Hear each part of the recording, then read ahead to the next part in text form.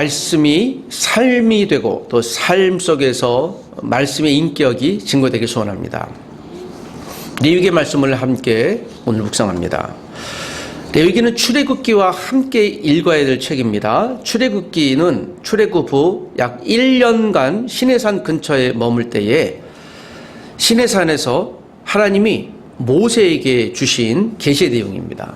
그리고 앞으로 시내산 도착 이후 또 38년 좀 넘게 이스라엘 백성들이 광야에서 살아갈 지침서, 그것을 주신 말씀입니다. 그리고 모세에게 주신 말씀을 모세는 다시 이스라엘 백성들에게 선포했죠. 이것이 오늘 레위기 말씀입니다. 레위기는 율법의 근원이라고 볼 수 있습니다. 여러분, 율법이 전체 몇 개일까요? 613개입니다. 그 전체 성경에 나오는 율법이 그 중에 40%에 해당되는 것이 247개의 율법이 오늘 레위기에 나옵니다. 자, 오늘 이 율법은 무엇입니까? 지켜야 될 기준이잖아요. 법의 기능은요, 우리를 억압하고 못하게 하는 기능이에요. 이 사람은 정말 법 없이도 사는 사람이야 라는 이야기를, 그 말을 뒤집어 보면 대부분의 사람들은 법이 있어야 간신히 지키고 살아간다, 법 없으면 이 사람들은 다 범죄가 될 것이다 라는 말과 같습니다. 그런 의미에서 법은 우리에게 불편하지만 필요한 것입니다. 율법이 그런 것입니다. 율법이 우리에게 은혜를 주질 않아요. 그래서 법은 불편합니다. 제가 신호등 앞에서 반드시 좀 지키려고 애를 쓰는 이유 중에 하나는 바로 코앞에서 저를 내려다보는 CCTV 때문에 그래요. 내가 저 녀석만 없으면 한번 좀 요령도 피우고 싶은데요, 요령 피웠다간 8만 원의 범칙금이 바로 금융치료로 날아오기 때문에 제가 안 하죠. 그래서 법은 우리가 의식하는 거예요. 그래서 나를 안전하게 보호하는 것이죠. 자, 레위기에는 1장에서 5장까지 5가지의 제사가 나옵니다. 무엇입니까? 번제, 소제, 화목제, 속죄제, 속건제, 이 5가지 제사가 나와요. 그 5가지의 제사인 방법인 것이죠. 번제, 불로 태워드리는 것, 소제, 곡식으로 태워드리는 것, 화목제, 번제를 태워드리고 또 함께 음식을 나누어 공동체가 화해를 이루는 것, 속죄제, 제사장을 비롯한 백성들, 지도자들이 범죄했을 때마다 드려야 되는 것, 또 속건제, 우리가 사회 규범을 어겼을 때 또 문제를 일으켰을 때 드리는 그런 제들 낱낱이 이야기하고 있습니다.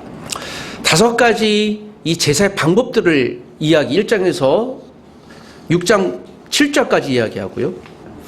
자, 6장 8절부터는 다시 한번 모세가 제사장들에게 또 레위 지파에게 말씀하세요. 1장에서 6장 7절까지는 이스라엘 백성 모든 이들에게 5가지 제사가 무엇인지를 설명하고 끝나고 다시 레위 지파 제사장들만 남으라고 해서요, 특별히 이들에게 과외하는 거예요. 왜일까요? 그들은 제사를 집례하는 사람들이었기 때문에 그들에게 특별히 확인해서 주는 거예요. 그래서 내용이 좀 반복이 됩니다.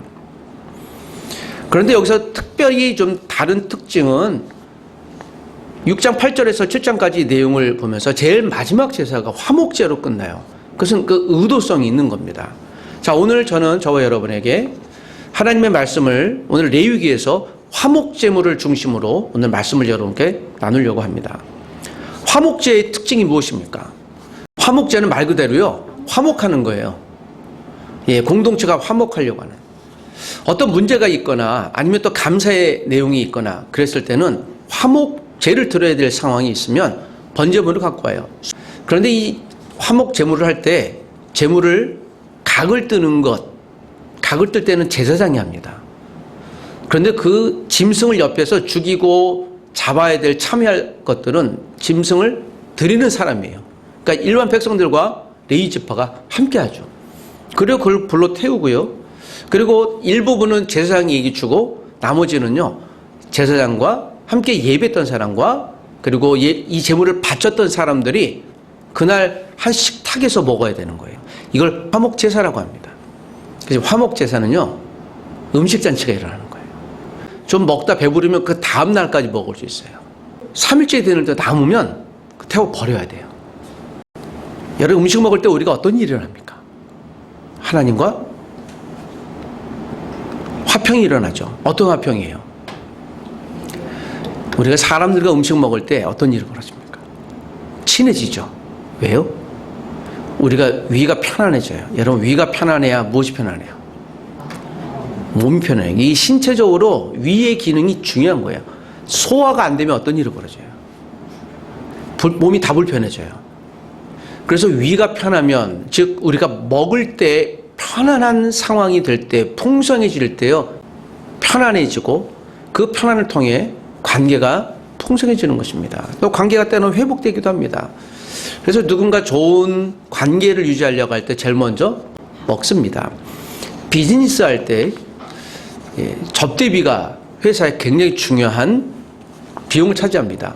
먹는 것, 나누는 것 중요한 것입니다. 여러분, 오늘 먹기를 즐거워하는 자가 되시길 주의 이름으로 부탁드립니다. 하나님은 이스라엘 백성이 앞으로 38년간 광야 생활을 해야 될 때 생존의 가장 중요한 지침서를 오늘 말씀해 주세요. 그것이 출애굽기와 레위기입니다. 자, 민수기와 신명기는 이제 38년간의 스토리예요.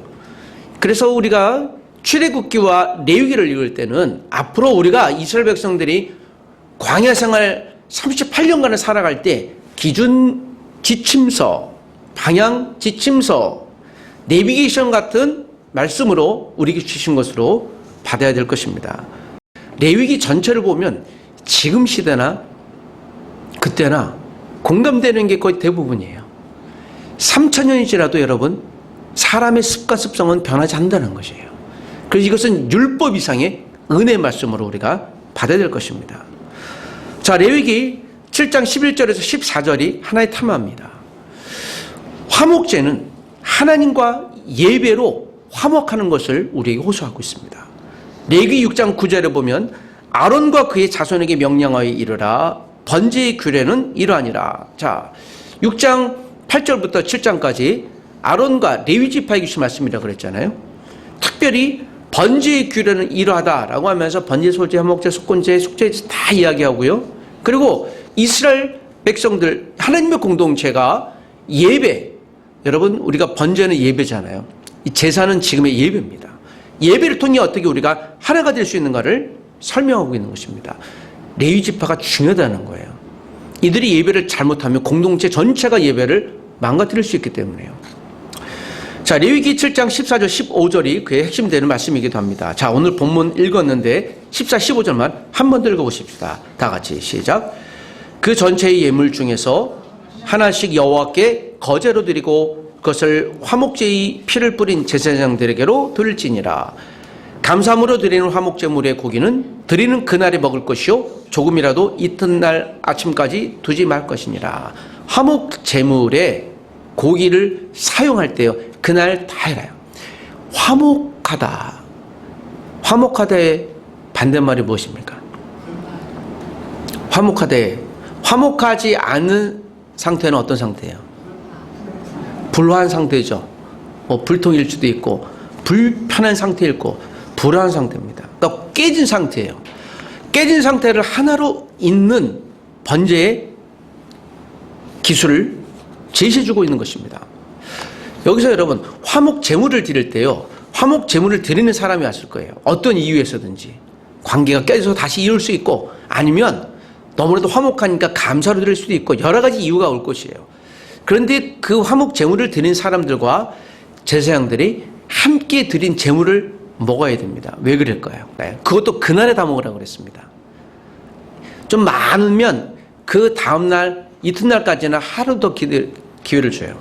근데 그 음식을 다 먹으라고 그랬습니다. 왜요? 화목은요, 그날 해결이 될 것이에요. 우리가 누군가 다투면, 특별히 부부가 다투면 성경에서도 얘기하고 있잖아요. 하루를 넘기지 마라. 그러니까 화목해라. 예배로 하나가 되라. 화목 제물은 정해진 규칙대로 해야 됐습니다. 내가 화목한다고 내 방법대로 하지 않았어요. 이게 여러분, 이스라엘 공동체에 주신 말씀이에요. 하나님의 공동체도 우리가 이 말씀을 붙들어야 되는 거예요. 여러분, 사람과 관계가 깨질 때 우리가 어떤 일이 벌어져요? 제일 먼저 카톡 삭제하잖아요. 그리고 또 심해지면 문자, 전화번호 삭제해야 하잖아요. 그래서 내 전화번호에 없으면 이제 그 사람 관계는 어떻게 된 겁니까? 완전히 끝냈죠.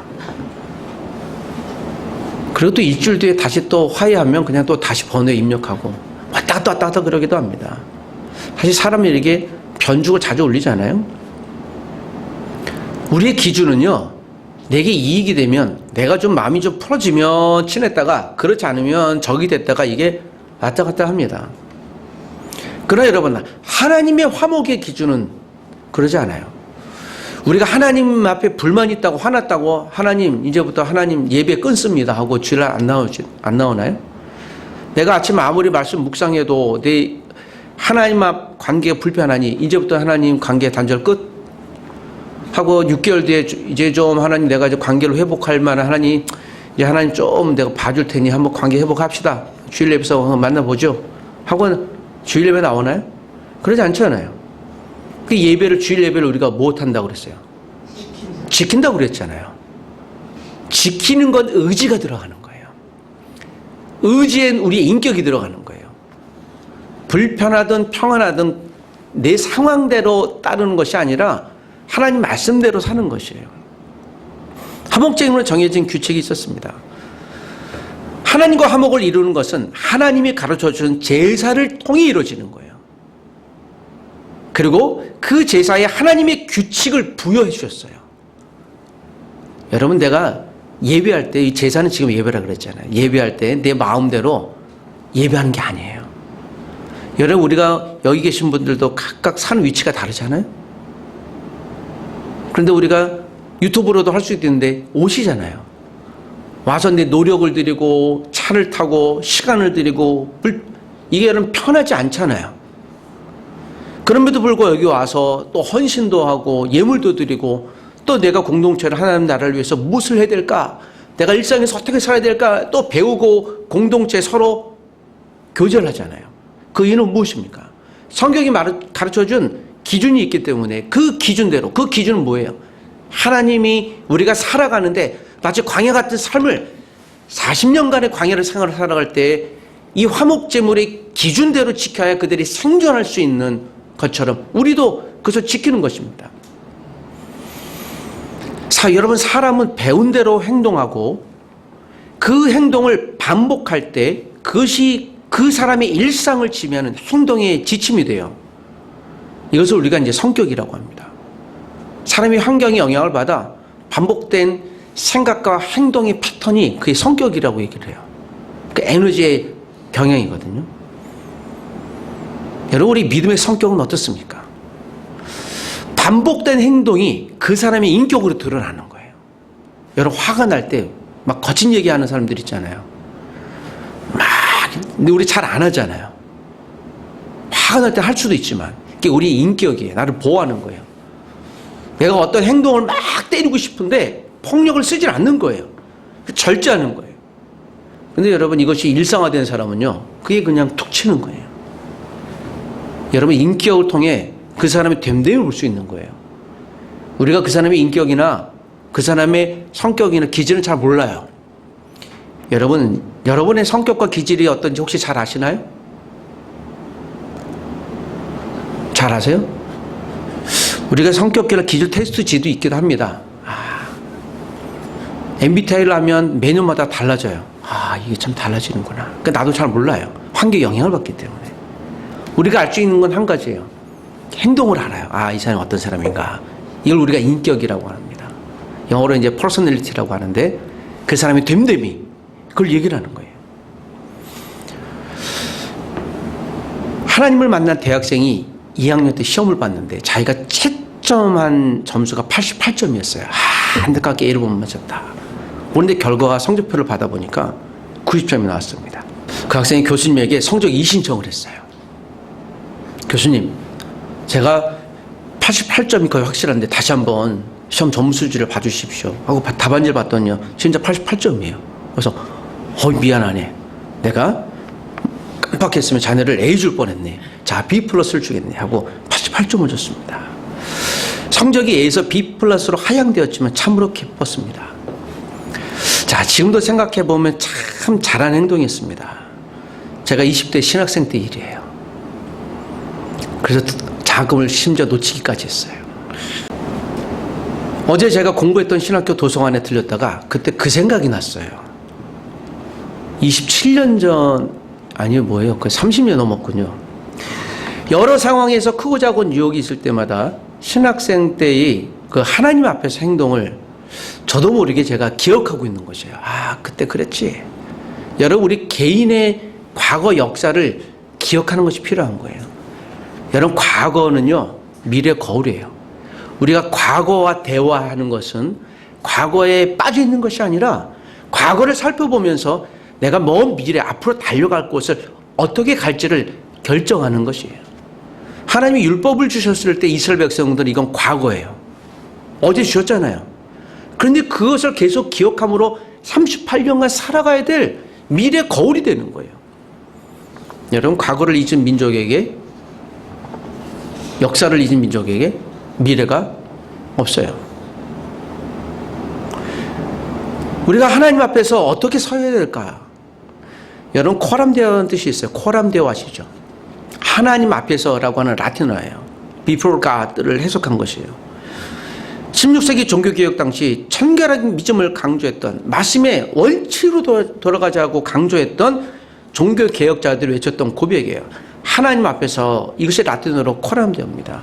로마서 12장 2절에 오직 하나님 앞에서 선하시고 온전한 뜻을 구하며, 여러분, 이 말씀 로마서 12장 2절에 하나님 앞에서가 코람데오예요. 이것은 로마에 있는 성도들에게 주신 말씀이잖아요. 로마가 어떤 도시였어요? 황제를 숭배하고 수많은 타양신뿐만 아니라 자연 만물을 숭배하는 그때 우리가 로마 황제를 숭상하지 아니하면 그들의 생존권이 박탈될 그때에 우리가 하나님 앞에서 코람데오, 내가 하나님 앞에서 이것을 해야 되냐 말아야 되냐. 그래서 로마에 있는 성도들은요, 스스로 격리됐어요. 격리를 선택했어요. 나는 크리스찬이다. 그래서 로마에 있는 사람들이 그리스도인과 비그리스도인 구별할 때 물어보면 됐어요. 너는 그리스도인이냐 물으면 이 사람들이 거짓말 안 했어요. 그래서 피해 다녔죠. 그래서 정직의 대명사였어요.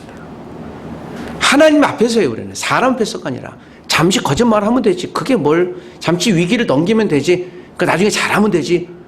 그러지 않았어요. 이게 로마서 12장 1절 2절의 배경이에요. 이 말씀은 아주 단호한 결심이 있다는 것이죠. AD 400년경에 번역된 라틴어 성경을 멀게 성경이라고 합니다. 로마서 12장 2절을 이 코람데오라고 제가 번역됐다고 말씀드렸습니다. 코람데오.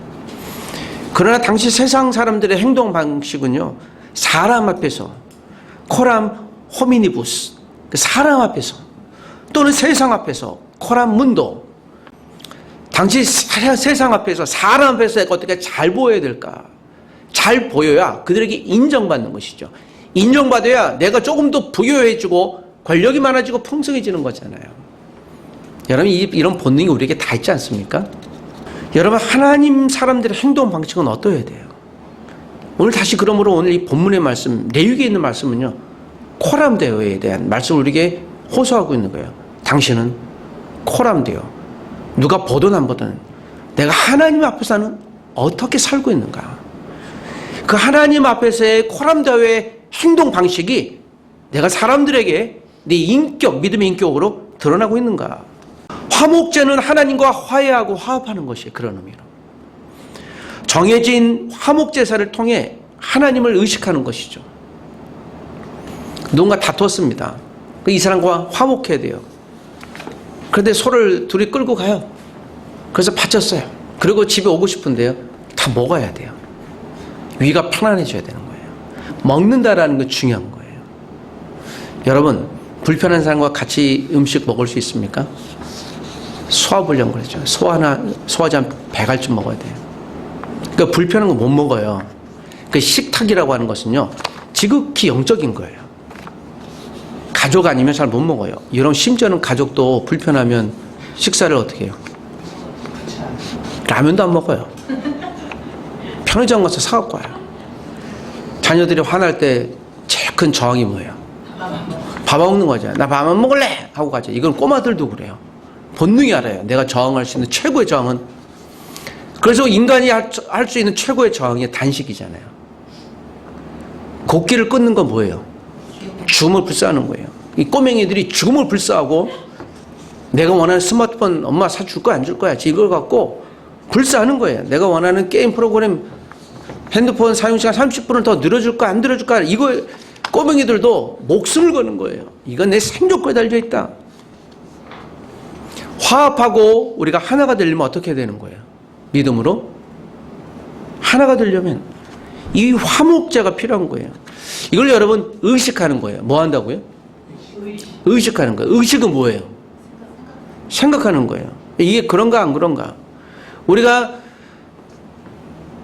쇼핑몰에서 무엇을 샀는데 잘못 샀어요. 그래 반품을 해요. 그럼 어떻게 해요? 그 반품 문 앞에 두잖아요. 그리고 이걸 가져가나 봐요. 그러니까 의식하는 거예요. 우리는 물건 하나하나 이렇게 의식해요.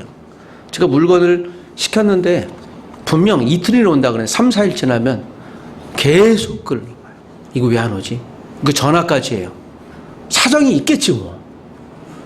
그러니까 안 오고 또 오면 화까지 내요. 왜 약속한 시간 안 되냐고. 그 우리가 이 의식은요, 우리가 대부분 나의 이기적인 욕망에 따라서 있어요. 우리가 여러분 월급을 받는데 10원이라도 적으면 어떡해요? 저기 사장님 죄송한데 뭔가 오해하신 것 같아요. 10원이 100원이 여러분 여기 우리가 정말 초관심 있는 거예요. 의식한다라는 걸 생각하는 거예요. 우리가 하나님을 의식하는 것은 무엇입니까? 우리가 세상에 내 이기적인 욕망, 욕구에 의식하면 그 10원, 100원 하나에도 초정밀 망원경처럼 뚫어지게 보는데요. 하나님이 나에게 내가 하나님과 화목하기 위한 의식, 이 예배에 대한 의식은 얼마나 우리가 하나님 앞에서 고백하고 또 하나님을 생각하고 있습니까? 하나님이 5가지 이 까다로운 제사의 과정을 주신 이유가 있는 거예요. 여러분 제사의 과정을 생각해 보십시오. 그냥 한목잼을 툭 던지고 그냥 안녕히 계세요 하고 가는 것이 아니에요. 소를 생각해 보세요. 소 크잖아요. 그걸 또 양걸 잡아야 돼요. 그래서 이걸 각을 떠요. 가죽을 벗겨야 되겠죠. 레위인이 굳이 지금의 직업을 얘기한다면 도살장에서 도살하는 사람이라 했잖아요. 가죽을 벗겨요. 그리고 배를 갈라서 내장을 떠요. 목을 잘라요. 그래서 여러분 아브라함이 이삭을 바칠 때 그렇게 바쳐야 됐으니까 아브라함이 머리가 하얘진 거예요.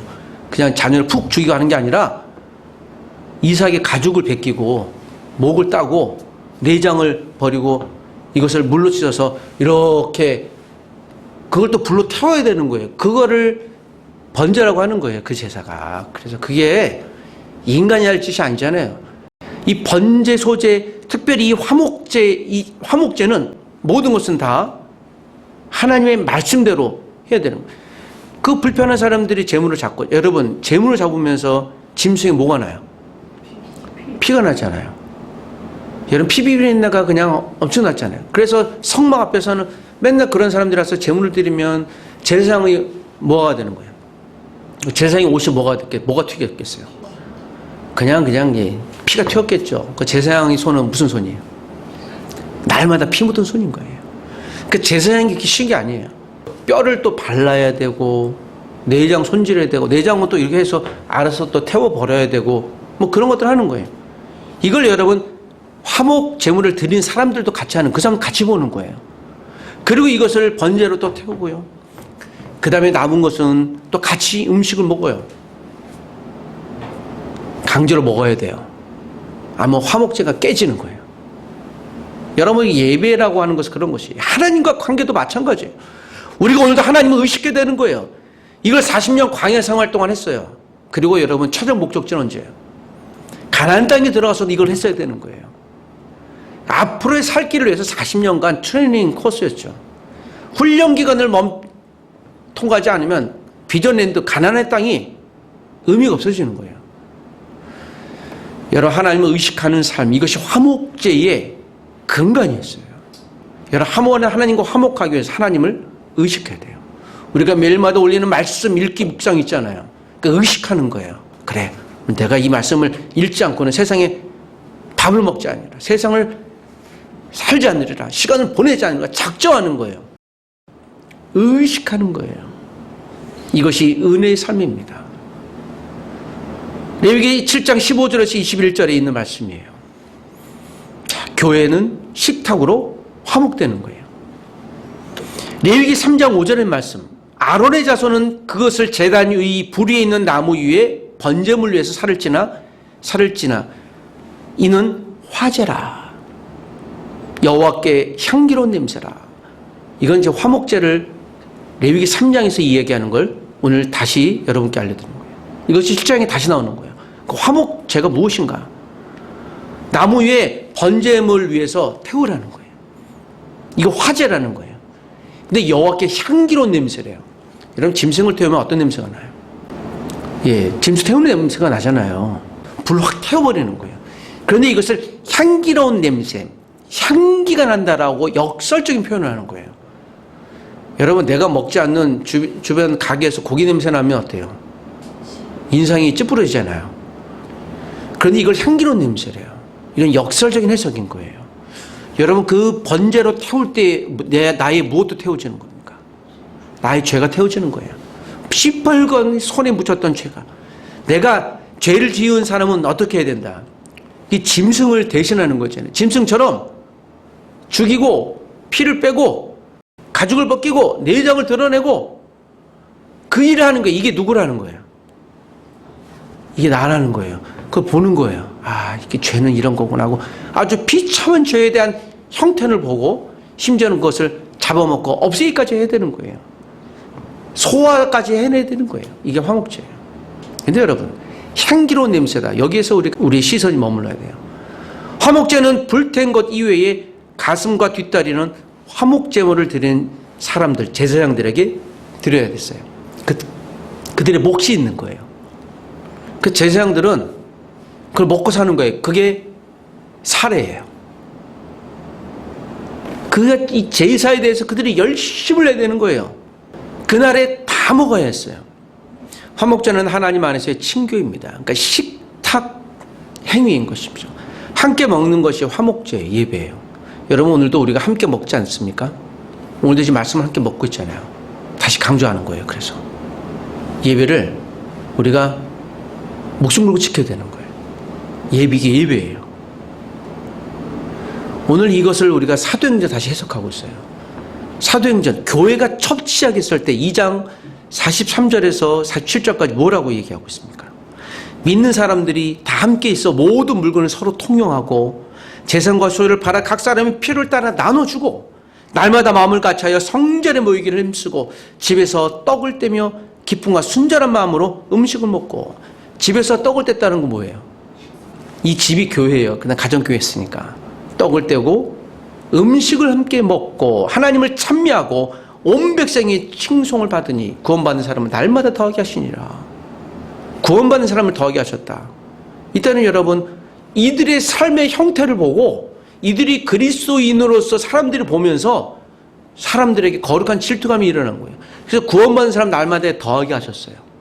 이거는 수동적이에요. 우리 편에서 하나님의 구원받는 사람들을 더 붙여주신 거예요. 예배 성도를 더 붙여주신 것이죠. 우리가 여러분 이처럼 하나님과 화목이 일어날 때 그 화목이 우리의 인격으로 사람들에게 드러나는 거예요.